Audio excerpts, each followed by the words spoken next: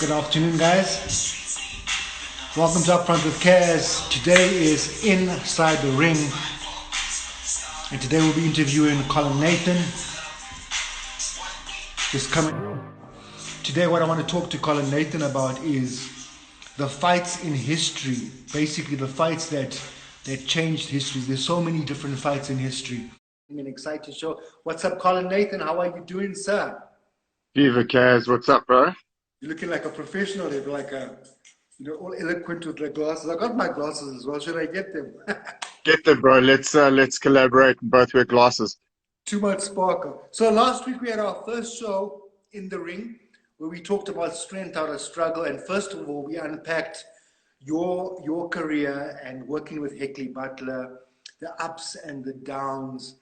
Now, you're also a scholar of the sport, so we want to talk about the fights that changed the course of boxing history. And there's so many. There's this. I mean, as you look on, I mean, even if guys look on YouTube, you'll see so many fights that changed the course of history. Now, you're a scholar from early back. I mean, you and I like fighters from. We're talking about Joe Louis, Sugar Ray Robinson. If anybody just knows the modern day fighters, we go back. We always try and get the footage that you can hardly get. Let's talk about our top 10 fights if we can. Let's just go into something that sticks to your mind, because I know you've been watching a lot and you've been talking about a lot of the Tyson, Lewis, Holyfield era. What's fresh on your box, and what fight you want to get into? Okay, so what I think we should do is let's talk about from Cassius Clay beating Sonny Liston. If we go too far back to Jack Johnson and Jack Dempsey, we might lose a little bit of feel. So obviously, Sonny Liston back then, 1964, was the heavyweight champion of the world, and he was controlled by the mob. And then obviously this young, brash gold medalist from Rome in 1960, a young guy called Cassius Clay, came on the scene with his big mouth and got the shot at challenging Sonny Liston. Now, at the time, a lot of people thought that this guy was actually going to get murdered. He never stood a chance. And then obviously what happened? Cassius Clay won the heavyweight championship in a massive upset. A lot of people thought the fight was fixed. And then the very next day or 2 days later, he changed his name to Muhammad Ali, which sparked a lot of controversy back then. And, people also need to remember that although South Africa had serious problems with apartheid, there was a lot of racism in America as well in the 60s. And then what happened was kind of the world turned against Ali. And then all of a sudden, the world actually took notice and thought, well, wait a minute, what he's standing for is actually correct. And then Ali became one of the most loved figures in boxing history. The rematch, obviously, with the Phantom Punch and Muhammad Ali knocking out Sonny Liston in one round, there's always going to spark debate. So that was definitely the one fight recently from the last 50, 60 years where the whole world... Sorry, go ahead. I want to talk about that fight because I've got it on the screen here. And so you had Cassius talking this banter, and he was like, first of all, fighters didn't really talk that much. Cassius came with this rhyme, with this skill, talking about how pretty he was. And Liston was this heavyweight gunner, guys. I mean, if you knew what was going to happen, I mean, first of all, everyone just thought that Liston is going to pound this kid to death. And things in the fight, this guy was all over the place. And Ali was just super confident. And he was a lighter heavyweight. So, normally heavyweights are from 90 kgs up. So you could be at like a 120 kg guy fighting a guy who's 100 kgs. So people need to understand that heavyweight is hectic. It's a big division. So let's talk through that fight and going through the different rounds. What do you think changed it for Ali? Because Liston came out there ready to shut this kid up. Well, I think he couldn't deal with his speed.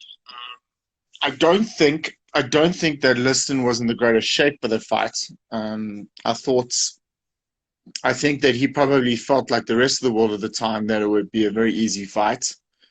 And I think the speed was a big factor. And if you recall, between rounds 5 and 6, Ali complained bitterly with something that was in his eyes. He felt that there was a liniment from either Liston's gloves or his body because there was something burning. And the late, great Angelo Dundee, who was in his corner, basically pushed him out for the 6th round. And Ali wanted to quit in that round. And he said to Dundee, take off my gloves. And Angelo literally pushed him out and he said, forget about it. This is for the championship of the world. There is no ways. And what happened was Ali held a little bit. His eyes cleared about after a minute or two. And the next thing he started waxing him. At the end of the 6th round, Liston refused to come out of the corner for the 7th round, claiming a shoulder injury. So the liniment story would kind of go well with the excuse that he had a shoulder injury. Again, I mean, none of these guys are alive today, so it's basically just, you know, the folk tales and the stuff that you see on documentaries and the literature that you can read on the actual dramatic and the drama of the actual fights.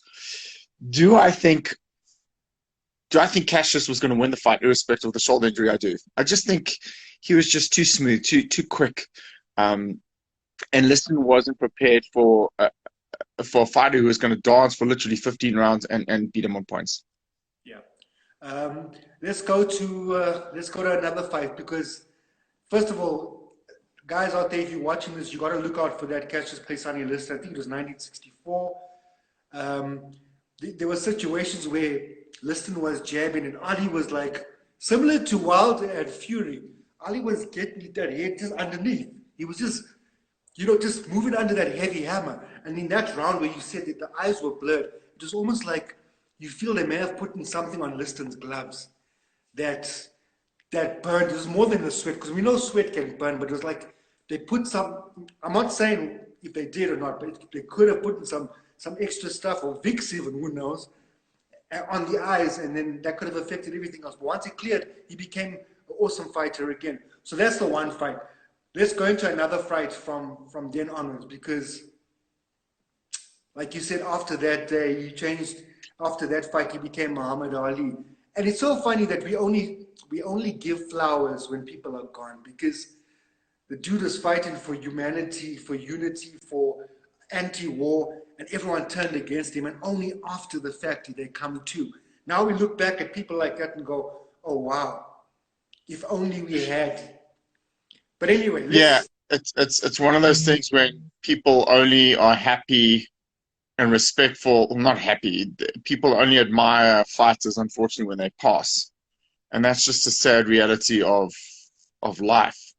Sorry. We gotta go one further, and I would go back to 1971 when two unbeaten champions, and we have to include Muhammad Ali again, at Madison Square Garden and Joe Frazier. So both fighters were unbeaten. Remember, Ali was stripped of his heavyweight championship because he refused induction to the U.S. Army.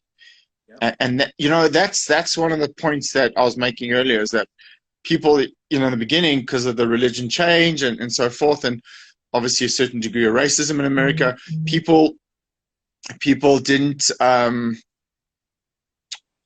really understand, but they started loving him. And you literally had certain fights make fighters, but certain opponents make each other. And you can't. Joe Frazier made Ali, and Ali made Frazier. But this fight was significant because it was the biggest grossing fight at the time in boxing history, put between two champions. One who got his title taken away from him, who was still unbeaten, who was regarded as the people's champion. And then you had Frazier, who was the heavyweight champion of the world, but never really had the respect because of that stigma attached to Ali being, you know, stripped of his title unfairly, some may say. And then the next thing, they got put together and they produced one hell of a fight. Let's just pause there. Let's pause there. So we have a situation where the champ, Pekin, this young kid, gets stripped of his title. He can't train at his optimum. So he's facing things from a personal level. He's got a whole country against him. And then a few years later, he's got to come back and almost act like nothing's happened. And here we are. The question is, will he still have the same steel? Will he have the same talent? He's put on a bit of weight. He's not in the same condition. his mind's elsewhere. So let's take it from there. So there's no question that Ali got robbed of his prime years when he obviously refused to get inducted to the US Army, and that obviously hurt him a lot. But you also need to remember that fight, and let's talk about modern day boxing. Those kind of fights, I guess we could talk about the Thriller Manila, but that's not the fight we're talking about. That kind of brutality in this modern day of boxing will never be allowed, because just from a safety perspective, referees would stop the fight, corners would stop the fight, doctors would jump in. But that fight was so significant because you had two unbeaten champions, and two champions that represented different things for different people. And it was one of the greatest fights in heavyweight history, with Frazier winning one out of the first fight of the three fights, and Ali winning the next two. And if you go further, let's talk about another fight. And I don't want to sound like I'm only talking about Muhammad Ali. No, but I think it's fair, Colin, that because we're going to, by the weeks go on, we'll be talking about different fighters, and there's so many fighters. Let's give him his due, especially now that he's done and everything else. Let's give Muhammad Ali his due, because he had many strengths out of struggles to become not one time, but more than one time world champion. Correct. Let's give him his flowers right now. Carry on.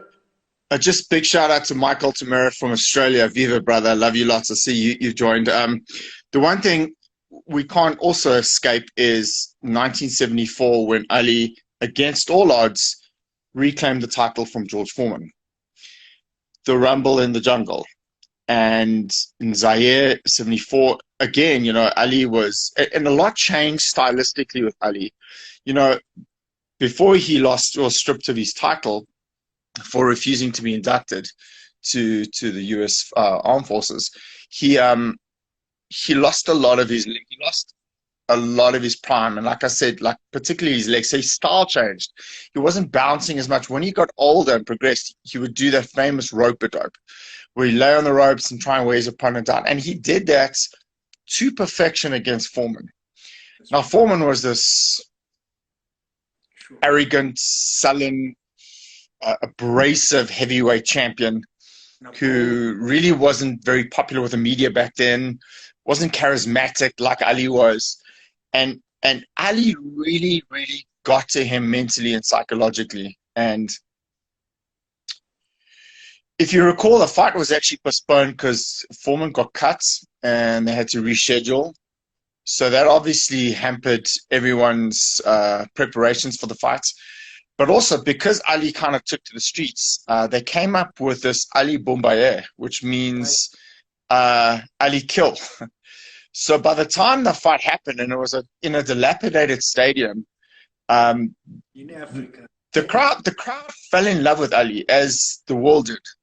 And in the first round, if you recall, Ali started catching him with lead right hands. And it's something that's only a special fighter can do. And Foreman was taken by surprise. And if you see in the clinches, when Foreman was really hitting him as hard as he could. Ali was talking to him. Is that all you got? Yeah, he really hit as hard as he could. And Ali was whispering in his ear, like, is that all you got, Is that it, So, another big shout out to Tris Dixon, big friend from mine from the UK. Love you, brother. So and then, by the time eighth round came, Foreman was gassed. I mean, he had nothing left. And then Ali started picking it up, and then, the rest is history. And then, of course, to me, one of the most, in recent time, I don't want to say recent time because it was still a while ago, 75, the Thriller Manila, which was probably, for me, one of the most brutal heavyweight fights that I can recall. And going back to what I said earlier, these kind of fights we will never see in modern boxing because it's just too brutal. So let's pause before we go to the Thriller Manila, because this is like a whole meaty project. Let's stay with the Rumble in the Jungle for a second, because people just don't understand how lethal George Foreman was, man. He was built, he was strong. The fact that he came back years later out of retirement to retain at 41. I mean, so now he's young, he's fresh, he's strong. He's like super confident. Ali's winded a bit. Ali's not as fit, not as strong. Ali's got to change his tactics here.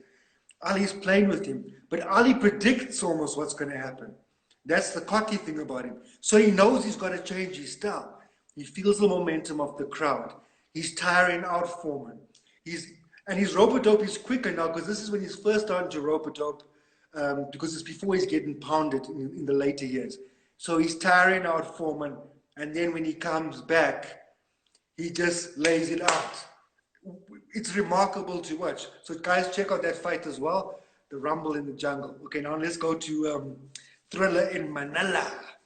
Well, let me just correct you. When Foreman won the world title, reclaimed it in '94, he was actually 45 years old, which was remarkable at that stage when he knocked out Michael Moore in 10 rounds.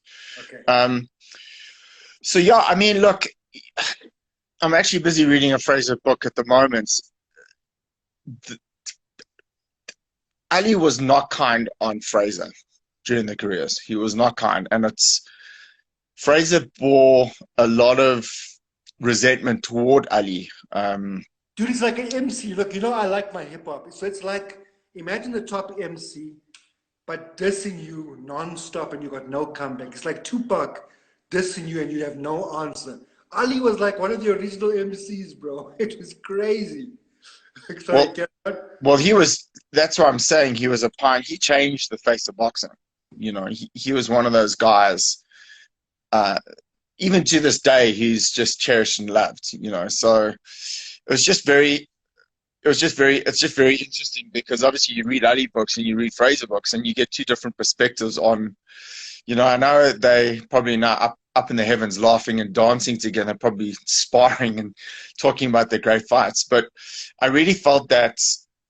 So we're talking about. Sorry, I'm getting a bit sidetracked. So we're talking about the fight Thriller in '75. So it was brutal, and Ali. So many people have read that it was the closest. He claims that it was the closest thing he ever felt to die.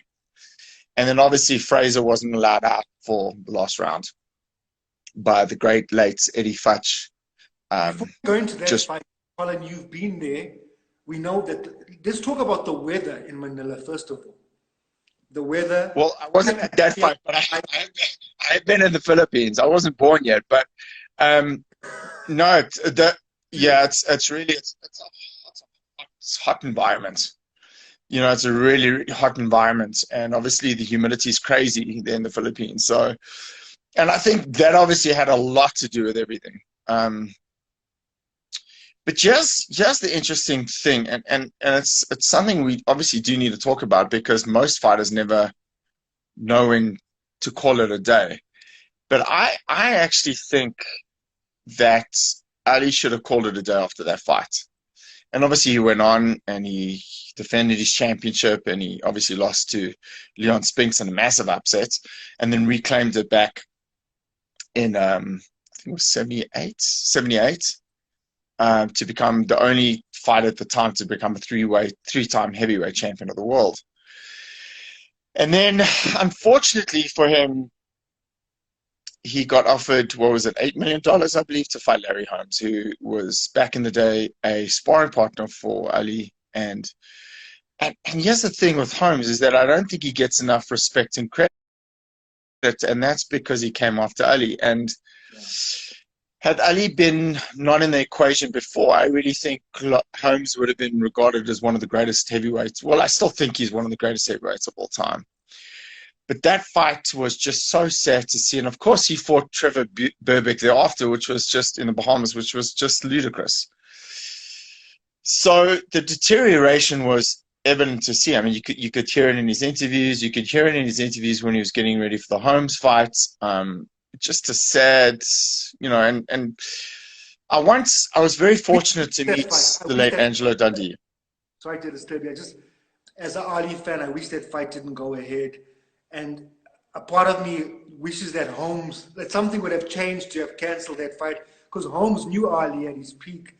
But unfortunately, that's life. And Holmes went on, and what a fight. Sure, it was hard to watch it today. It was horrible, and you also got to think back. And I actually was fortunate to meet the late Angelo Dundee, and I asked him, like, why were you with Ali till the end? And his response to me was quite profound. He said to me, Colin, I was with him from the beginning. and I wanted to be with him till the end. And, looking back, they should have told him. But irrespective of, the thing is that he had that right. And I suppose when he said, I was with him from the beginning, I wanted to be with him till the end, I couldn't argue that. But here's a question. Will we ever see a heavyweight champion like Ali again? So we've seen glimpses of interest in heavyweights. So Tyson, because of his ferocity and because he could knock guys out, and he was so brutal the way he handled his opponents pre-jail, before he obviously was incarcerated. Yeah. And then we saw dominant heavyweights like Lennox Lewis pretty much clean up the division, get knocked out twice, but come back and avenge those losses. Evander Holyfield, to a degree. Riddick Bowe, to me, was one of the biggest disappointments of the 90s. And then we had the Klitschko reigns, which were very dominant, but obviously the division lacked the talent and the class to obviously maybe push these guys. But Colin, here's the thing. Ali was more than a boxer. That's what I'm saying. To even compare him to any other heavyweight or other, he changed. Man, if you come from a society or any type of environment where you felt not being treated fairly, and you witnessed someone like Muhammad Ali making change for you, it's like he's on another level as a human being. So you sometimes, the lines get blurred. And I think within himself, maybe somewhere why he wouldn't give up is because he felt that he was carrying much more weight. He was pushing for many more things than just the fight. Do you know what I'm saying? It's hard. It's like in hip hop, there's guys like Jay-Z and there's guys like Eminem. Some people are on another level. You can't compare them. I don't know, just yeah. Yes, so I agree. So going back to my question, my answer is going to be a definitive no. Yeah. There will never be anyone quite like him. You've always got charismatic champions. You've always got grumpy and moody champions. You've always got the bad boy champions. But you will never ever find, or see, certainly in our lifetimes, another Ali, another Cassius Clay, another kid who, and the thing is, he just believed in himself so much, and there was that self-confidence that just, and you know what, good vibrations, good energy, because there are a couple of fights that he was lucky to win. I mean, the Ken Norton fights, etc. I mean, I don't want to get into that, but Ken Norton was also a heavyweight great, but good vibrations, good energy, good positivity, and, one of a kind. Yeah. Well, we also know in the fight game, a fight can end anyhow. It could end up with a punch. It could end up anyway, but it's about how you're approaching the fight, your game plan. And sometimes, unfortunately, you're gonna meet a fighter that just comes with a different set of skills and strength. And Ali also was intelligent, so he knew how to, and Gandhi, they knew how to change things up and fight the fight in a different way, and not be the same type of fighter always. That's what gave him longevity. That's why Cassius Clay became this amazing Muhammad Ali who could rope a dope and not just, bob and weave around the ring. So it's about different things, and sometimes it is about a good team coming together. Let's talk about how important the team was in making him able to have those comebacks. Well, you had Bodini, you had Dundee, you obviously you had a fighter who never lacked self-confidence. And Ali was, in his prime, was a very versatile fighter. The one thing he couldn't do was he wasn't really known to fight on the inside. So everything was a lot of range. He liked using his range down the middle, quick jab. Obviously, he relied early on his reflexes. But like I'm saying, that changed as he got older. And when he lost those prime years, he lost those prime years. And I'm not wondering, had he not lost those prime years, he probably would have even been regarded by many as, one of the greatest, besides being one of the greatest heavyweights of all time. I mean, that's always going to be debatable, but one of the greatest fighters in boxing history of all time. Yeah. So that definitely robbed us of our perspective on him and himself, I guess. But just going back to just going back to why do fighters hang on? Why do they keep coming back, or why do they not know when to let go? And obviously, money is a big factor, but ego is a massive problem as well. And you look at my favorite fight of all time, Sugar Ray Leonard. He made two crazy comebacks. One against Terry Norris, which he should have never done, and then in '96, at the age of 40, he fought Hector Camacho and got stopped in 5 or 6 rounds. But those are just examples of a guy, and Sugar Ray was just my ultimate, gold medalist, 76 games, marvelous fighter, beating marvelous Marvin Hagler as well. Sorry, but that's just ego, and I don't know if the fight with Holmes was just about money, or Ali truly believed that, well, wait a minute, I've shocked the world so many times before, let me do it again. And that's unfortunately what happens to fighters, is that their ego escapes reality. And I think that's why I take my job as a trainer manager so seriously, because, I've often had to sit guys down and say, look, it's time. And that's hard, because sometimes the fighters don't always listen, and that ego always gets in the way. Let's talk about that, Colin. How important was what happened to Muhammad Ali in how he changed the rules in boxing, as far as how he shortened the rounds and everything else? Because we've had a lot of deaths and other stuff. People don't understand how strong Ali was to have taken the punishment that he did. But how important was what we witnessed him go through? So I just want to answer Matt Lashing's question about not being known as a real good body puncher. So I've said that Ali wasn't really known as being an infighter. So very rare, you'd see the guy, you'd see him tie the guys up and obviously try and get range going and box behind his jab and so forth. But how important? Sorry, what was the question again? I was just got sidetracked. How important was? Do you think that us witnessing what happened to Muhammad Ali, as far as the ailments and stuff, how important was that in changing the rules in boxing, in making it safer for fighters, and also trainers knowing when to tell the fighters, guy, it's time to throw in the towel right now for your own safety? Well, a lot has changed. I mean, initially there were 3 ropes. There are now 4 ropes. There's 2 theories why 15 rounds was reduced to 12 rounds. The first theory was, and which I'd like to think is the truth, is health and safety issues. And then the other theory is that because they wanted to reduce the rounds for television, which I hope is not the case. And of course, television has dominated boxing. Yeah. And then obviously there's proper checkups. The weigh-in now used to be back in the day. The weigh-in used to be on the day of the fight. Nowadays it's at least 30 hours or 36 hours before the fight. So we're looking at a day before. Some sanctioning bodies, including particularly the IBF, have 2 weigh-ins, and they have a weigh-in restriction on the day of the fight, not more than 10 pounds. So a lot has changed. Obviously, there was a 3 knockdown rule. A lot of it's changed.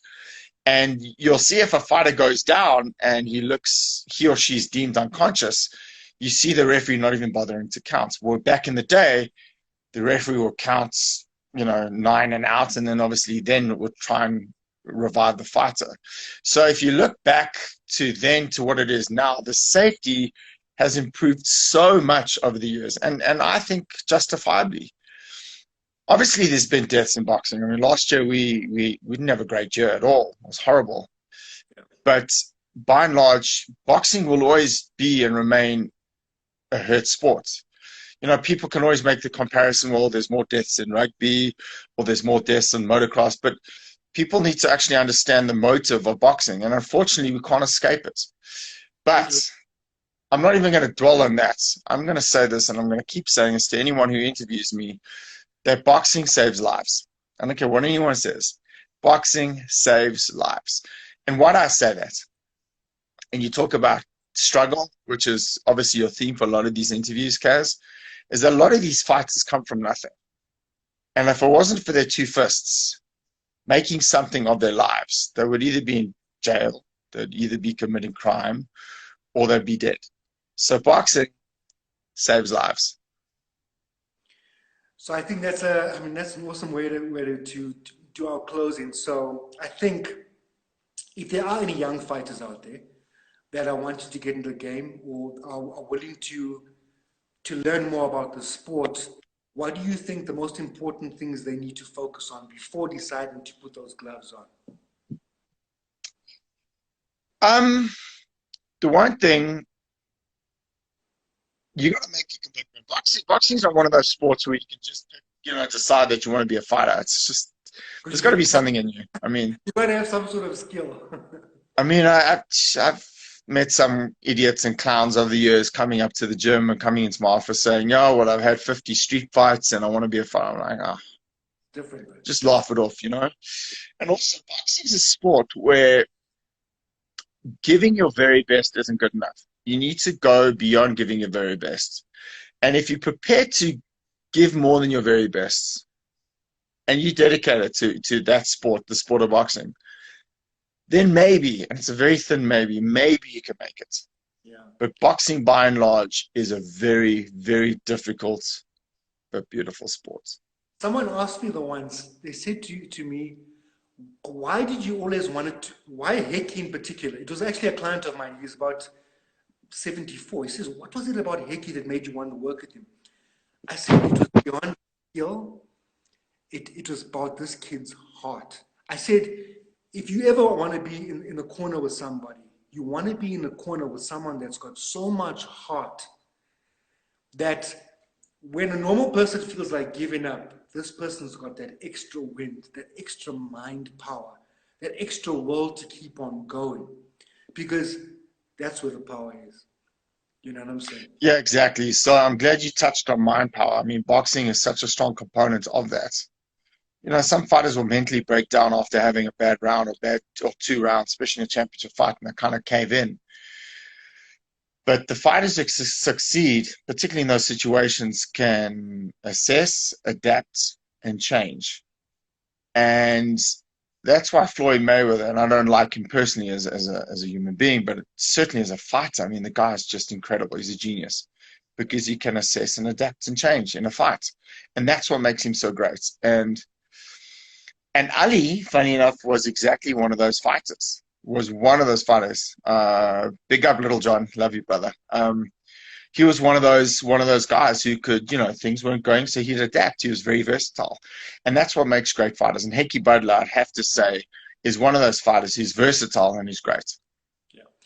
So, Colin, this has been an awesome episode 2. I'm going to go and edit this up and I'll be putting it onto YouTube and sharing it. Next week, I think we should maybe do Sugar Ray Leonard. What do you think? Oh, man, I could talk Sugar Ray Leonard for 2 days, 3 days, 4 days, a week. I love that guy. Every week we want to talk about somebody, and especially fighting. Why we like the fight game is that life is like a fight. You got to get in there, and it's your resilience, the ability to bounce back that keeps it going. From Colin Nathan, myself, Caz, I'd like to say peace. Till next time. Viva, guys. What time you want to do next week, Tuesday? 1 o'clock? Let's keep it at 1 o'clock, guys. Let's keep it at 1 o'clock. Okay, guys, next week, Tuesday, 1 p.m., Inside the Ring, we'll be talking Sugar Ray Leonard. God bless. Peace out. Okay, guys. God bless you. Cheers, Colin.